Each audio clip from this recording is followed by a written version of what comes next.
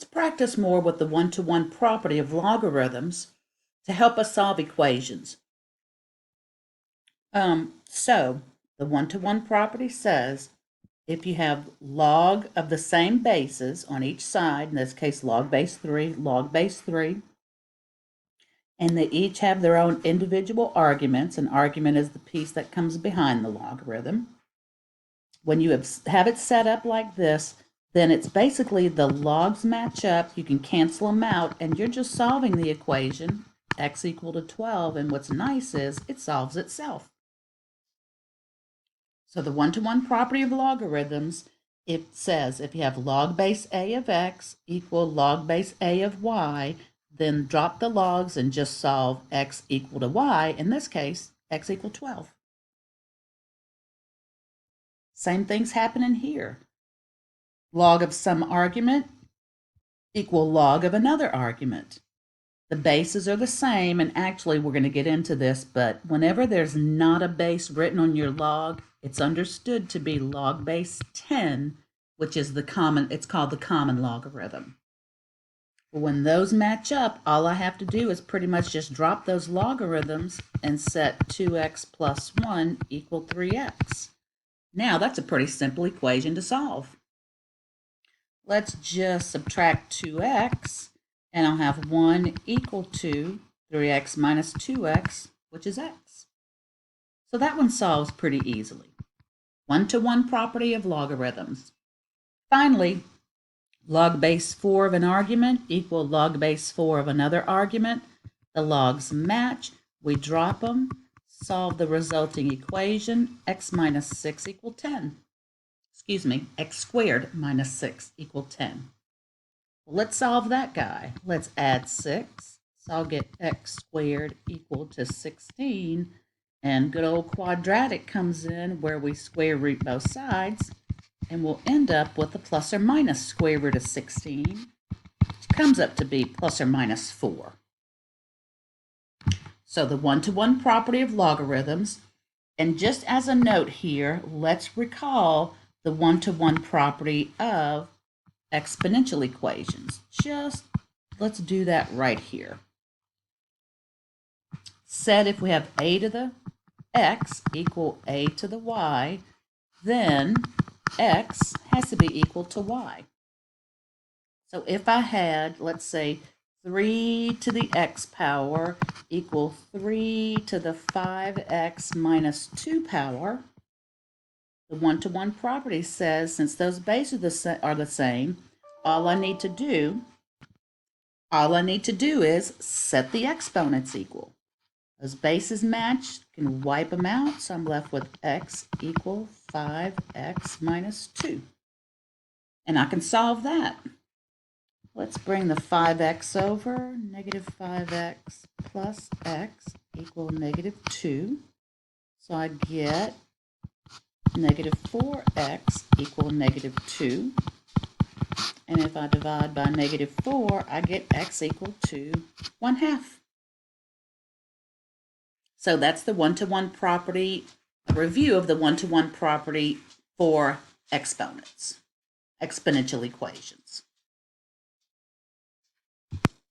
Now let's pull out the calculator. You will notice on your calculator you have a LOG button, and it doesn't have a base on it because it's understood to be base 10. So that's called the common logarithm, and on your calculator you'll see it as LOG. There's another logarithm called the natural logarithm. Remember we saw the natural exponential function, which was an e to the x? Well, there's a natural logarithm function that's base e.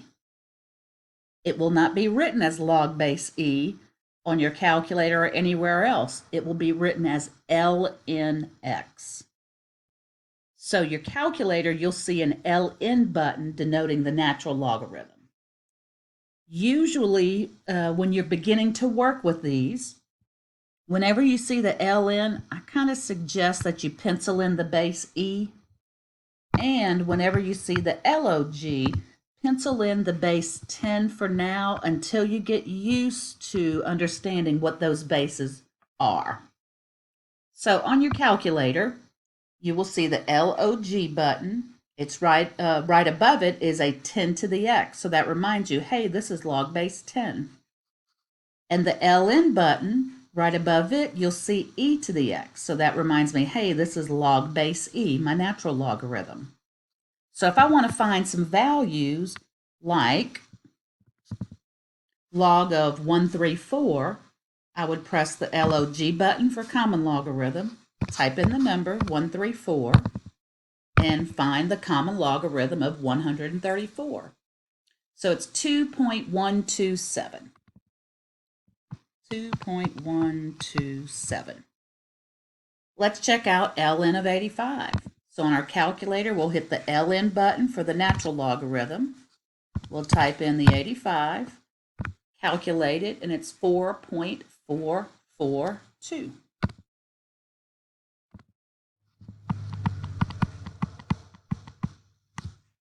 Finish up the rest of those and pause it and then come back and check your answers. So how'd you do? Find those values. Do they match with mine? You should have come across an issue with this guy right here. I get an error on my calculator, which is correct. You should get an error because, a little bit further, we're going to talk about this. You cannot take the log of a negative number. So this particular one does not exist. For the rest of those, you can see how I typed those into my calculator and got those values. Okay, so that's working with the natural log and the common log. Those are the two logs we see on our calculator. Now, with the natural log and with the common log, we can rewrite these properties we saw earlier. We can rewrite those in terms of a natural log and the common log. They work the exact same way. Basically, we're looking at these expressions and seeing if the bases match, because if the bases match, all that stuff kind of cancels out like we saw earlier. It's just you can have a log base e or a log base 10. So here are the properties in terms of the natural logarithm. ln of 1 is going to be 0 because when I rewrite it, I'll get e to the 0 power equal to 1. ln of e is equal to 1 because, remember, the understood base is e, and when those guys kind of match up, it cancels. I'd have e to the first power equal to e. Oops, that's missing. ln of e to the x, if I rewrite it, I'll get e to the ln x equal x. It's just the same thing. When these guys match up, when your bases match up, they cancel out, and it's just equal to x. And then the one-to-one property we saw earlier, if I have ln x equal ln y, I can drop those ln x's, and x would have to be equal to y. So thinking in terms of common logarithms, which is log base 10, and the natural logarithm, which is log base e, let's evaluate these guys. So I want log of 1,000. Well, I could do it on my calculator, because it's one my calculator will do. But just thinking about it, this is log base 10 of 1,000. 1,000 can be written as 10 to a power. What is that power? 3. So log base 10 of 1,000 is just going to be 3. Because, again, we see that matching up aspect. Here, ln of e to the 8. I'm going to pencil in that ln has a base e on it, and when I see these two bases matching, the answer is just the exponent. This is 10 raised to the log base 10 of 53. Base 10, cancel out. Another situation. Base e, ln is base e, they match, the answer is 45. Finally, this last one, ln has a base of e, I'm going to write that in, and this is 1 over e to the 5th. How can I rewrite e to the 5th as 1 over e to the 5th, excuse me, as e to a power? Remembering our rules for exponents, I can rewrite 1 over e to the 5th as a e to the negative 5. Remember that reciprocal rule. So bases are matching. The answer would just be negative 5. You'll get a chance to practice on this in the homework assignment. Let's see what else we've got. Oh, now let's talk about the graphs. How does the graph of the logarithm compare to the graph of the exponential function? Well, remember we looked at the problems, a problem where we had the exponential growth. So this is what our exponential function looked like. And that exponential function had a horizontal asymptote at y equals 0. And remember, we would have to shift that horizontal asymptote anytime we shifted this exponential up or down. We'd have to shift the horizontal asymptote. Well, since the logarithm is the inverse of the exponential function, remember, inverse functions were symmetric across this line y equal x. So if I take that exponential and reflect it across the line y equal x, I would end up with this function, which is our logarithm function. So that's what the graph of a logarithm is going to look like. Since the exponential function had a horizontal asymptote at y equals 0, that's going to transition into a vertical asymptote at x equals 0 for our logarithm function. So the logarithm function is going to have a vertical asymptote, and let me find a color. Oh, let's go with blue.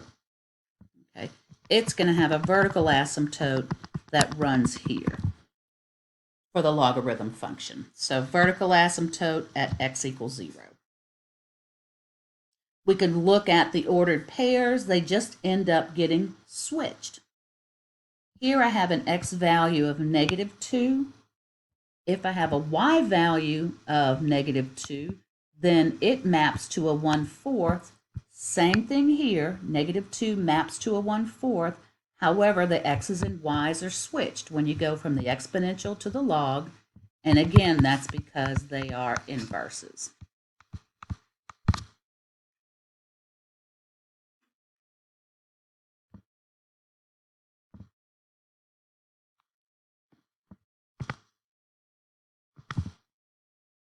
So here's our basic shape of our logarithm. Here is the vertical asymptote at x equals 0.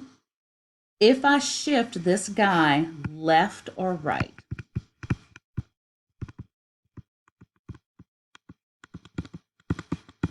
I'm going to have to shift the vertical asymptote left or right. So for a left or right shift, we must shift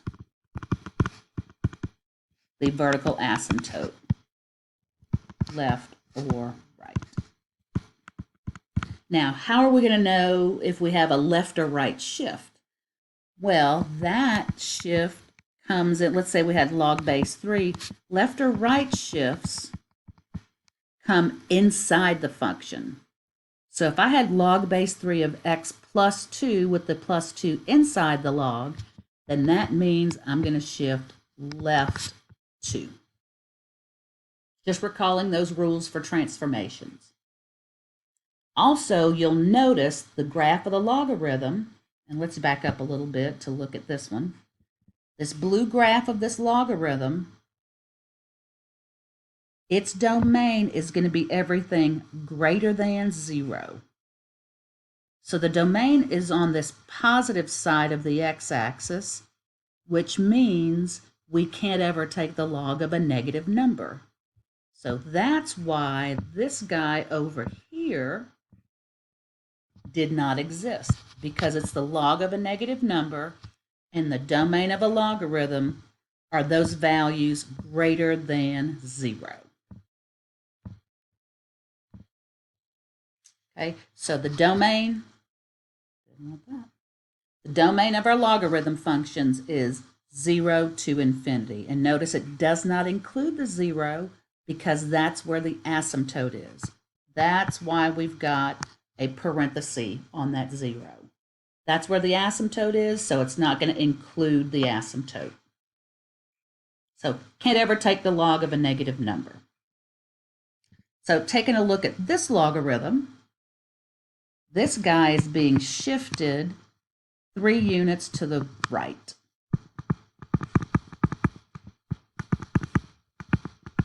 So it's our basic logarithm function, but we're going to shift it 3 units to the right. So let's play around with that and then get some information.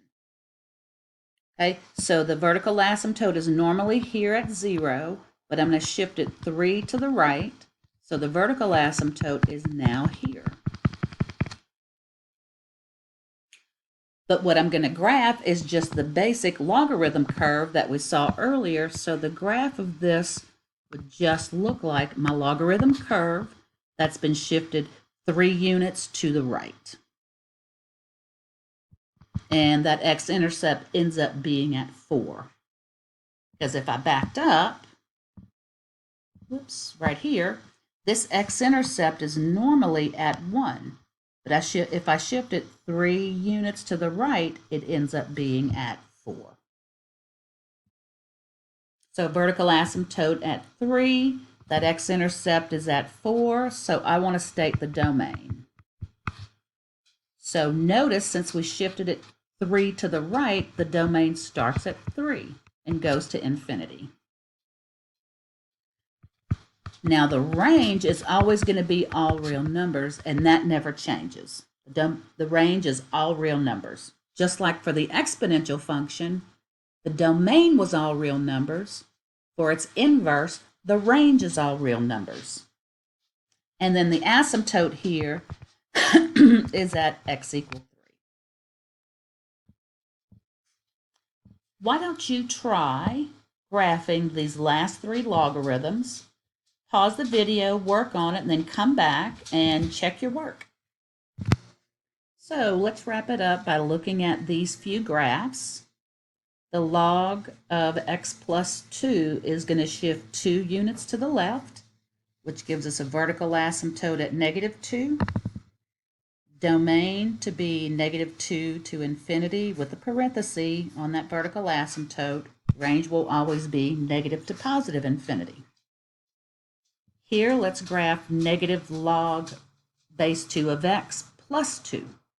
This guy shifts 2 units up, which does not affect the vertical asymptote. When you shift up or down, the vertical asymptote doesn't change. And the negative in front means we're going to reflect about the x-axis. So we get an inverted shape of our logarithm. Vertical asymptote at 0, domain 0 to infinity, range all real numbers. This last one I did on my calculator, just typed in ln of x plus 3. It shifts 3 units to the left, which means my vertical asymptote is now at x equal -3. Domain starts at -3, goes to infinity. Range is all real numbers. So wrapping this up, how do I find the domain of a logarithm function? All I have to do is set the argument greater than 0. And remember, the argument is the part that comes behind the logarithm. So if I set this argument of x plus 1 greater than 0, I get a domain of x greater than -1. If I set 7 minus x greater than 0 and solve that, I get x less than 7. I'm dividing by a negative, so I've got to flip that inequality. So here, domain is x less than 7. Here, domain is x greater than 1. And here, if I set x squared greater than 0, x squared is always greater than 0. but it can't be equal to 0, so it would be everything excluding 0. That would be our domain. Good luck with this assignment. Let me know if you have questions.